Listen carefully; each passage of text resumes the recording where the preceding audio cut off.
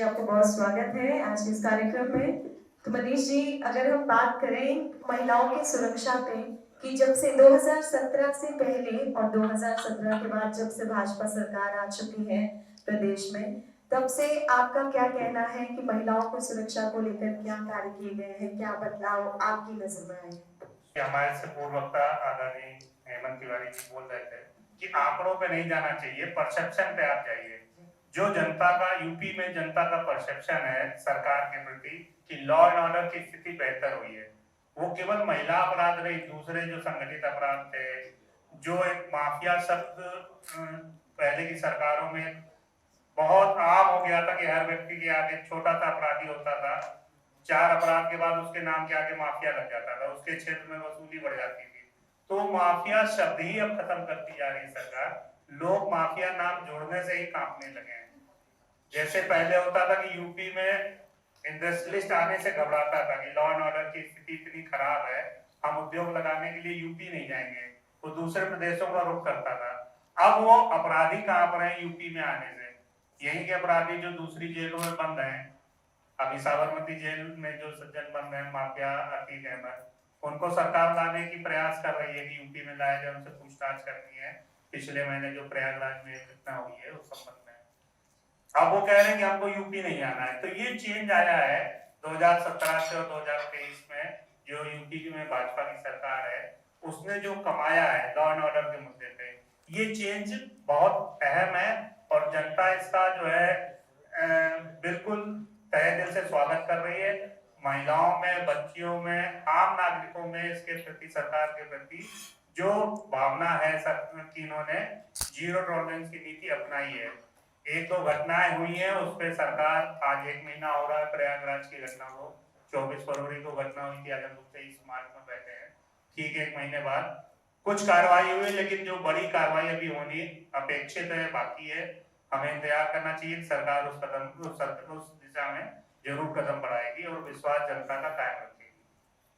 और इसके साथ अगर बात करी जाए कि प्रदेश की सड़कों का हाल और कानून व्यवस्था, एजुकेशन के मामले में सरकार की तरफ से क्या बदलाव देखने आपको मिले? देखिए अभी सरकार को 5 साल और ये 1 साल, छठा साल चल रहा है सरकार, यूपी सरकार को, भाजपा सरकार को दूसरा मौका अभी उनको मिला है। कभी भी सरकार कभी मुकम्मल नहीं हो सकती, काम हमेशा बाकी रह जाते हैं। तो सड़कों के मामले में पूरे देश में सड़कों का जाल बिछा है, हाईवे हुए हैं, यूपी में बहुत सारे हाईवे बने हैं, पूर्वांचल एक्सप्रेसवे हो, बुंदेलखंड वाला एक्सप्रेसवे हो, लेकिन अभी भी सड़कों में बहुत काम बाकी है। उस दिशा में सरकार अभी काम कर रही है। लॉ एंड ऑर्डर के मुद्दे पे भी जैसा अभी हेमंत जी बता रहे थे, कभी आप अपराध को जीरो नहीं कर सकते, आंकड़ों में आप छेड़छाड़ कर सकते हैं। एक मुद्दा जो सबसे बड़ा मुद्दा कह सकते हैं देश का बन चुका था, राम मंदिर का मुद्दा, जिसे कहीं ना कहीं उम्मीद छोड़ दी थी सभी ने कि राम मंदिर का फिर से निर्माण शायद ही हो सके, लेकिन भाजपा सरकार ने यह कर दिखाया। आपका इस बारे में क्या कहना है? और जब ये फैसला हुआ था तो उसके बाद सबको ऐसा लगा था कहीं ना कहीं कि दंगे फसाद और बढ़ेंगे, लेकिन सरकार की तरफ से जो कंट्रोल था, स्पेशली अगर बात की जाए हमारे प्रदेश की, उत्तर प्रदेश की, तो उसके बारे में आपका क्या कहना है? देखिए धर्म का मुद्दा, आस्था का मुद्दा ऐसा मुद्दा है जिसमें मतलब कानून व्यवस्था है को अपना काम करने देना चाहिए, न्यायपालिका को अपना काम करने देना चाहिए। सरकार ने अपनी अपने तरफ से प्रयास किए, अदालत के जरिए उसको डिसाइड करवाया और ये दोनों समुदाय के लोगों का ही ये आपसी सामंजस्य था या सरकार का अपना ये प्रयास था कि उन्होंने कोई भी अप्रिय स्थिति पैदा नहीं होने दी। ये सरकार के लिए बड़ी उपलब्धि थी और ये निश्चित रूप से मील का पत्थर साबित होगा। 2024 में उसका उद्घाटन होना है गर्भगृह का। एक ये बड़ी उपलब्धि है देश प्रदेश के लिए। राम मंदिर एक ऐसा मुद्दा था जो हमेशा से चर्चा का विषय रहता था।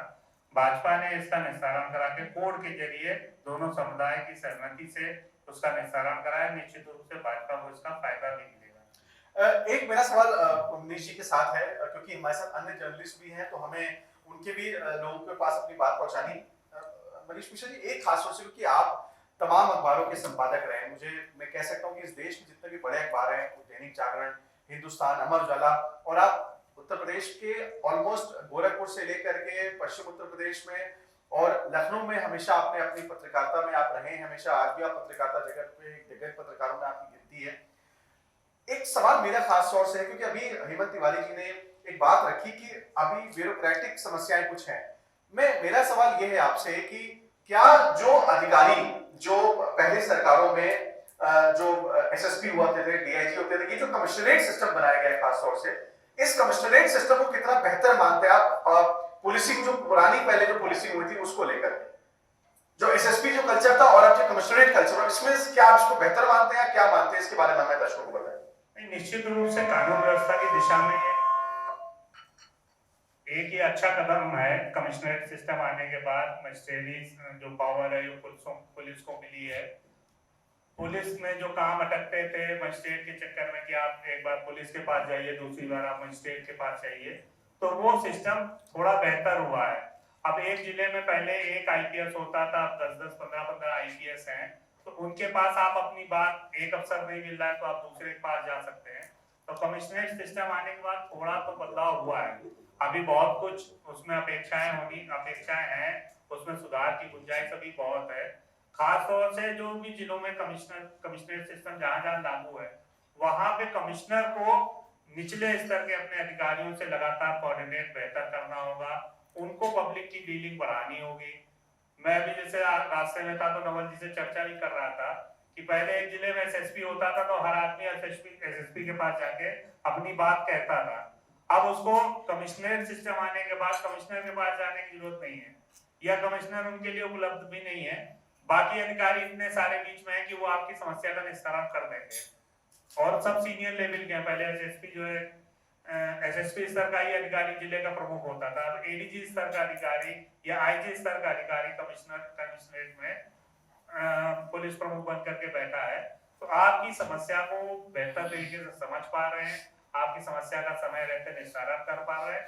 पब्लिक को इससे कोई मतलब नहीं है कि वो कमिश्नरेट सिस्टम है या एसएसपी वाला सिस्टम पुराना सिस्टम है, उनकी समस्या का निस्तारण होना चाहिए, ये बड़ी बात।